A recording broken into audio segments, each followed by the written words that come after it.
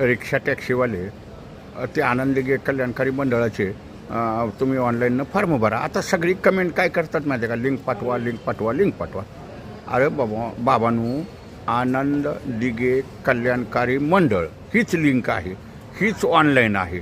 पुन्हा एक वेळ आहे का, आनंद दिघे कल्याणकारी मंडळ ही तुम्ही गुगलवरनं जरी खोलली तर तुम्हाला ताबडतोब खुलते बघा.